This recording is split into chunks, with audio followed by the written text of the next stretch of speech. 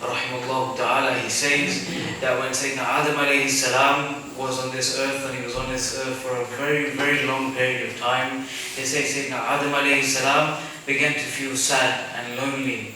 And Allah subhanahu wa ta'ala, He recognized this. So Allah instructed one of His angels to come to the world and make the adhan. And they said when Adam alayhi salam heard the words of the adhan, he became, it put his heart at rest and peace, and it cured this feeling of these depressive or sad and lonely feelings. And Imam Ibn Kathir rahimahullah ta'ala, he writes in his tafsir, if you have somebody with depression, recite the adhan in the house. Let them hear it and recite it loud and recite it over and over and over. And this is why in many countries where loud adhan is made, the rate of depression is very, very low. Because these people have the benefit of the adhan, on a consistent basis, inshallah. Any other questions? I have a follow-up question.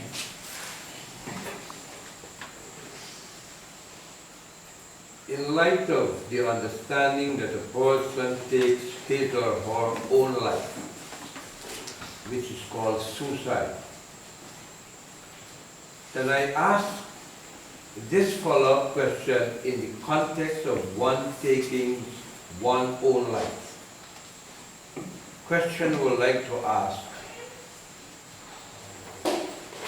In such a case, what part Malcolm Mouth plays in the act of suicide? Right. Bismillah ar-Rahman ar-Rahim. The Honourable brother has asked a question, and what he says is, what role does Malcolm Mouth, the angel of death, play with respect to somebody who's committing suicide? Okay? Because we understand that the angel of death takes the soul of each and every person. But where somebody suddenly takes their own life by suicide, then what is the role of Malcolm Mouth in this? Is this your question? Yeah? Yes. Right. Let me tell you this. I talked about the ilm-e-ghaib of Rasulullah sallallahu alaihi wasallam, and there's various other narrations. Malcolm Mouth has similar powers which have been given to him by Allah subhanahu wa ta'ala. There's many people who die in the world at every one time. There could be somebody dying in Japan, somebody dying in Guyana, somebody dying in the UK at the same time. How does Malcolm Mouth extract the souls of all these people on his own in these different parts of the world? Well, according to one narration, Malcolm Mouth is given souls like a platter of food in front of him, and he pulls the souls as and when he pleases. And he has knowledge. Even though somebody takes their own life, Allah has given Malcolm Mouth the knowledge for this. And he is already aware who will die, how will they die, on what conditions will they die. So Allah subhanahu wa ta'ala, He already knows how everyone is going to pass away.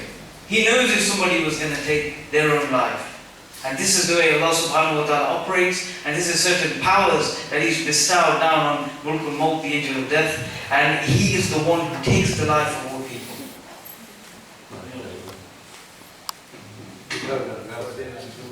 Yes, I mean, of course it was destined for them to do that, yes. But see, when we look at destiny, when we look at qadr, then what we can't do is, we can't sit back and say, well, it's written anyway, and so we can't change destiny.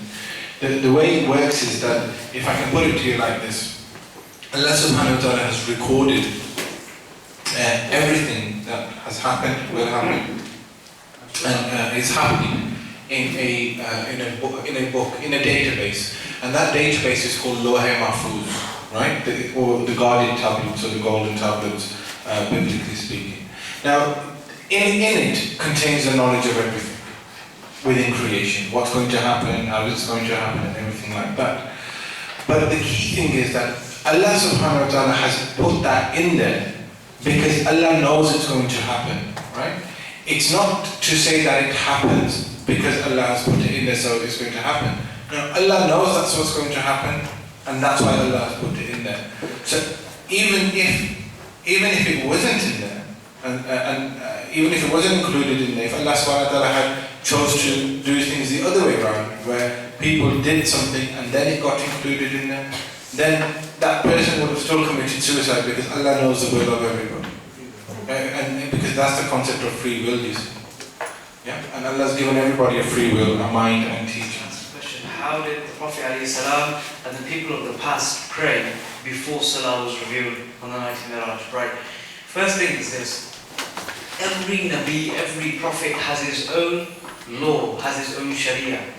The Prophets all prayed in a manner which was prescribed to them. Let me give you an example. The Prophet ﷺ, Tahajjud was made farz on all Prophets. All Prophets prayed Tahajjud Salah. It was an obligation upon them. Another quick example I cite for you is on the night of Miraj, when the Prophet ﷺ was on his way. Which Prophet did he meet? Musa ﷺ. What was Musa ﷺ doing? He was praying Salah in his grave. In his grave. Why does Musa ﷺ need to pray Salah in his grave? Because this is a separate law of Nabis. Now, in accordance with those laws and in accordance with the Sharia of those Nabis, some of them were given some prayers and some of them weren't given prayers. Okay? They had different forms of ibadat. But in the Ummah of the Prophet ﷺ, prior to the Mi'raj, there was no official, there wasn't like the 5 form of prayers. Okay? And even when the prayers first came down, they weren't in the way that they are today now, the way we pray them. Previously, they were prayed like qasr prayer. You know, when a traveler prays 2 farz for Fajr, 2 farz for Dhuhr, 2 farz for Asr. It was like this. Initially, when Salah came down, it was like this. But then later, due to ruling, it became extended, and we have the prayer in the form that we have it today. Inshallah. Does that answer your question? Any other question? Just to add to what the Shaykh said, every nation that came down had obviously a form of prayer, but there were different methods of praying to Allah subhanahu wa ta'ala. But sujood, prostration, is consistent throughout all nations. So how they prayed, we don't exactly know, but all we know is that prostration to Allah subhanahu wa ta'ala was always one of the main things. To make du'as in congregation. I want to highlight that the congregational dua. It's not upon you to make a congregational dua, but it's hugely beneficial for you to make a congregational dua. It is an act which is perfectly permissible, and in fact it's an act which is recommended. There are several hadiths, for example, to say that when there's 40 mu'mins, 40 believers make a dua, Allah subhanahu wa ta'ala will accept at least one of their duas. And this is why we make dua in congregation, because if there is 40 people making dua, then Allah subhanahu wa ta'ala will, on account of that one person alone, Allah may accept the duas of everybody else. And this is why we make congregational dua. But if you're asking if it's fard, no, it's not fard. If you're asking whether it's permissible, it's permissible. If you're asking whether it's recommended, it's recommended. If you're asking whether it's better than not making congregational dua, then it's better for you that you do make congregational dua. That's within Shiaism. So even they have various different groups. Now, some of them are considered to be Muslim because they haven't committed a fundamental breach of the Islamic principles, but some are considered not to be Muslims because they have committed a fundamental breach of the Islamic belief system and the principles. So for that reason, it's impossible for me to sit here and identify each and every single Shia and say... An example of the breach? An example of the breach is those people that say that Ali Karamallahu Wajhu Kareem should have been the final prophet, and it was given to the Rasulullah sallallahu alaihi wasallam by mistake.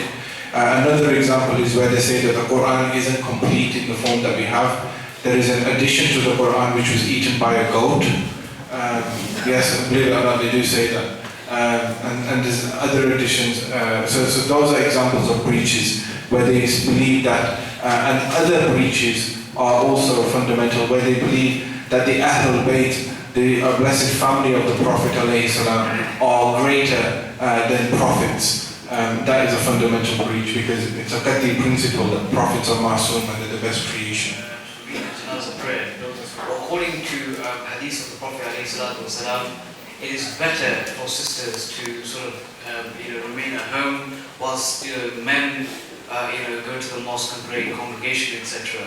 However, there's also hadith to the effect that if wives or sisters are adamant and they want to come to the mosque, then you should allow them to take part in the mosque. One thing that we've seen and realized with janazah prayers is, particularly in our part of the world where we come from, sisters can, they can cry and they can wail, at deaths, and they make a tradition of this. And the Prophet ﷺ said, Allah's lana be upon those who wail, right? Who they cry, you know what I mean, wailing, right? Allah's lana to be upon them. And one thing I want to make as an observation, that when somebody dies, never make the mistake to say, oh Allah, why him? Oh, you should have taken me. Oh, there's been a big hardship on our family. We've been hard done by. Never say this, because this was the plan of Allah subhanahu wa ta'ala. This was the wish of Allah subhanahu wa ta'ala. And if Allah takes that body, then it was taken in the best way.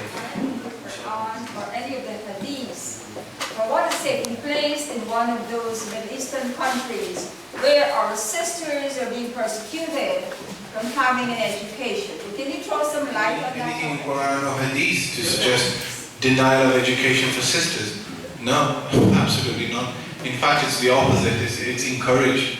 A third of Islam came from Umm-ul-Mu'mineen, Sayyidina Aisha Siddiqa radiyallahu anha. If you look at the daughter of Imam Malik, memorized the Muwatta of Imam Malik by heart, and that was over 100,000 hadith that she memorized.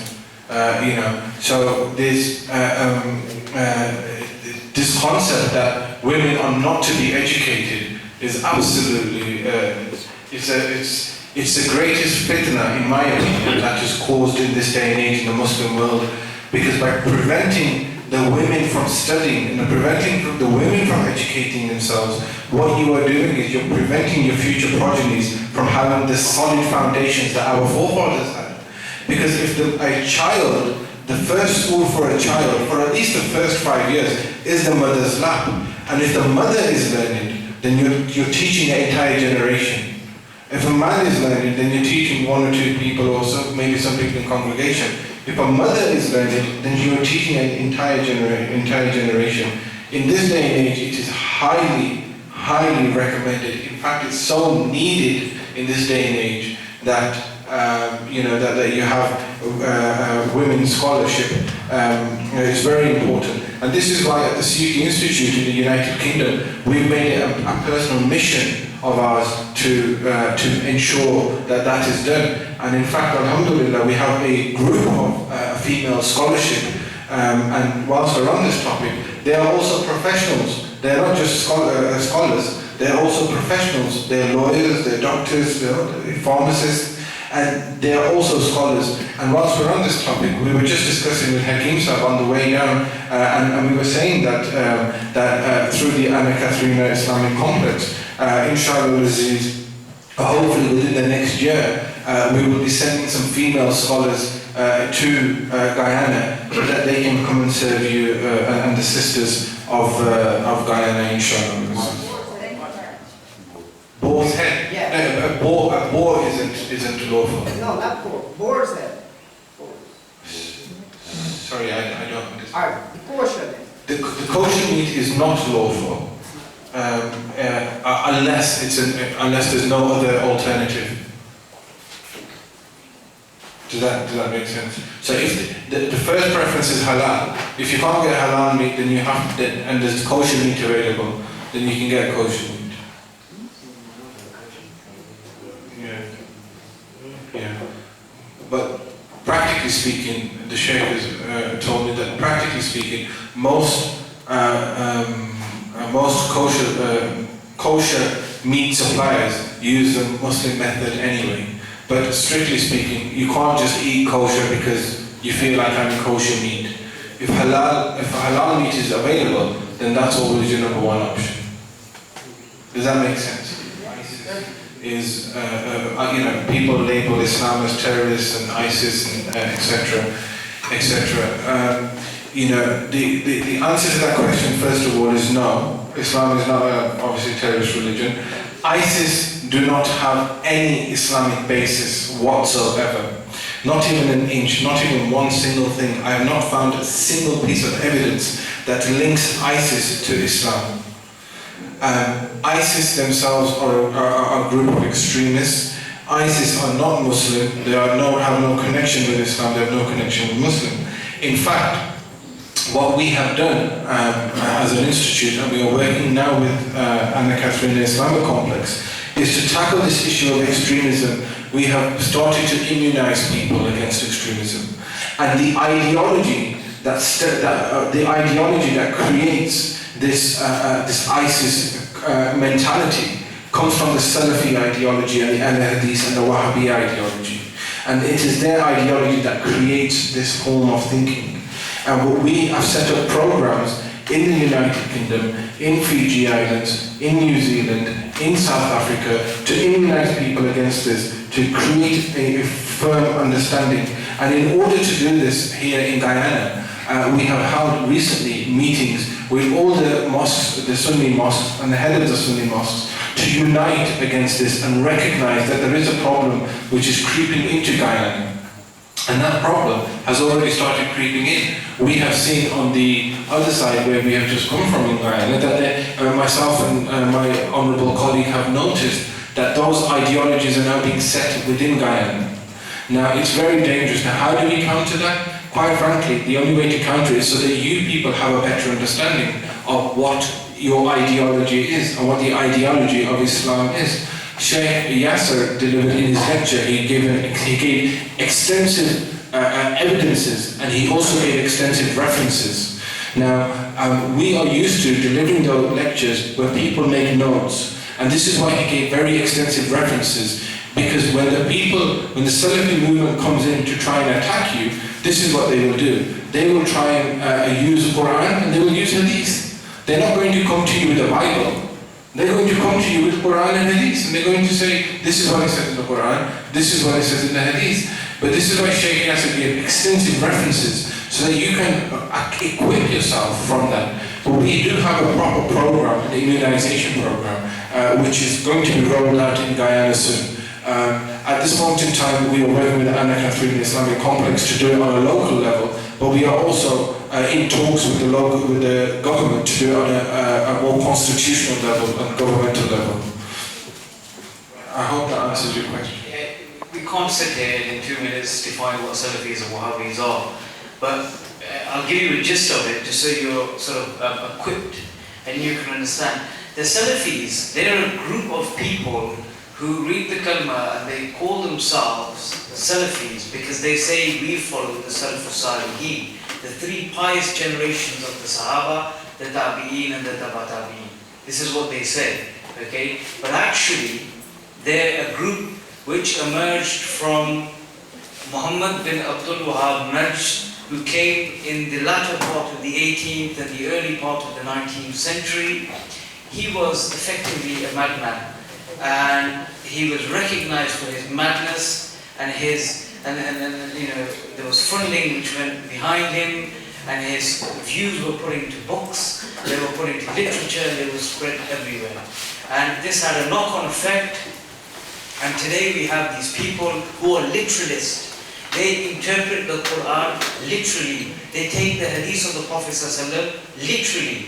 It's very, very dangerous to do such a thing, okay?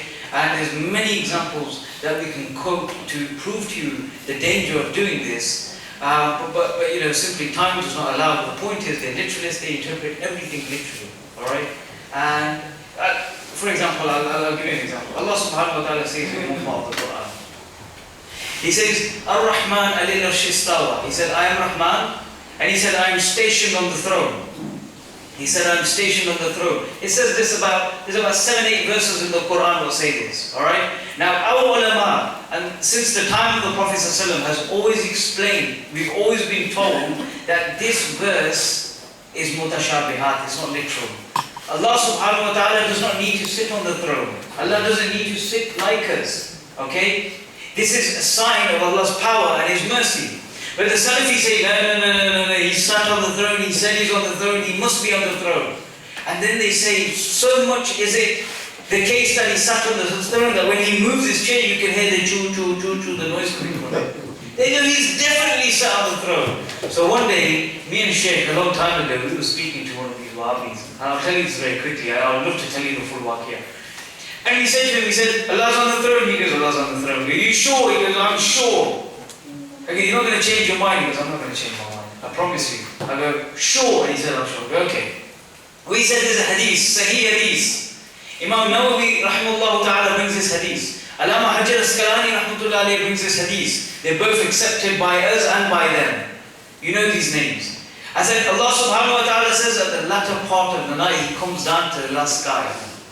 He comes down to the last sky. And you know the hadith, where Allah subhanahu wa ta'ala says, is anybody awake? This is before Fajr time, the third part of the night. Is anybody awake who wants their prayers answered? Is anybody asking for me so I can assist them? You know, there's a long hadith about this. So I said to the Salafi, I said, if Allah is on His throne, and He's always on His throne, and He doesn't come off His throne, then what is Allah doing on the last sky in the third part of the night? And you know what he said? He said, no. That's only on the third part of the night He comes off His throne. I said, you sure? You're not going to change your mind now? And he goes, no, it's just the third part of the night. I said to him, you idiot. If you go around the world, at every point on the earth, every time there's going to be the third part of the night, which means Allah's forever on the third part, He's on the last part of the sky, which means Allah never goes back to the throne. So where does He sit on the throne? And then he sat back and he thought about it. He goes, oh, let's ask my sheikhs about this. But this is the problem in literal interpretation of the Salafis. It's a very long concept. Inshallah, this is over time. And through our lectures, you'll be able to hear something. I believe Shaykh wants to add something to this. Very well explained and brought back some memories on that event did. Alhamdulillah. The Salafis and the Ahl Hadith, when we refer to them, the actual original term for them is a Khawarij. Right? Khawarij comes from the word kharaja, which means to exit, to leave. And the word Khawarij comes from a group of those people who were the hypocrites in the time of Rasulullah sallallahu alaihi wasallam. And in fact, in Sahih Hadith in Bukhari, Rasulullah sallallahu alaihi wasallam has in fact given us a very clear description of these people. And has given a list of these people and mentioned their traits. For example, one of their most famous traits is that they will go around and they will cast a declaration of kufr, on their Muslims, on Muslims. So, for example, they call us, they say we commit shirk, we've committed kufr. Rasulullah sallallahu alaihi wasallam also said that they would accuse people of committing bid'ah, of innovating all the time. Rasulullah sallallahu alaihi wasallam also said that they would dress with their trousers high above their ankles. So these are all signs. There's also signs in relation to how their beards will be, how scruffy they will be. So there's various different signs about the Khawarij. But generally speaking, their main objective is to take you away from the mainstream Islam, which is to take you away from mainstream Islam. And the way they do that is that they try and sever the connection between you and Rasulullah sallallahu alaihi wasallam, and you and the awliya, the friends of Allah subhanahu wa ta'ala. And there's so many examples that I can cite, there's so many examples that we can give. But the Khawarij, their fundamental belief systems will be things like, you can only pray to Allah directly, you can't pray through the wasila, through the intermediary of another person. That's one of their belief systems. Another belief system is that they say that the Prophet ﷺ is dead. Astaghfirullah. Remember, prophets do not die. They also say things like that Rasulullah ﷺ didn't have knowledge of the unseen, as Shaykh Yasar pointed out earlier on. So these are some of the things that they say. They also say that celebrating MILAD is shirk. They say you're not allowed to celebrate Milad. It's shirk. They say it's a bid'ah, it's an innovation. They also say that there's no such thing as good innovations. They say all innovations are bad, which is completely ridiculous, because if all innovations were bad, then themselves would be an innovation and they're bad. But so there's all, these are their main traits. This is what will help you identify you most. For example, they don't do ta'zim. They say it's shirk to do ta'zim, right? They say it's shirk to do ta'zim. You're to stand and do ta'zim. That's completely incorrect.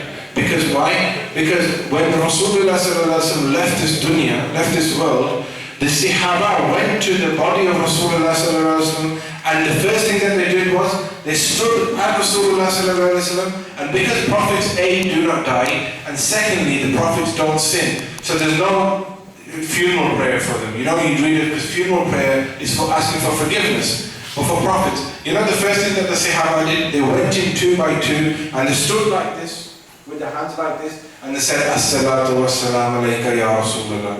And this is what ta'zim is. It's As-salatu was-salam upon Rasulullah sallallahu alayhi wa sallam. So, those are some of the traits of the Khawarij, which is their proper term. But it is, as Shaykh said, impossible to just sit here and tell you exactly who they are. Although, alhamdulillah, we could do that, but I'm sure you've got other things to do at this moment in time. But inshallah, we'll deliver a lecture on them and their traits maybe another time, inshallah.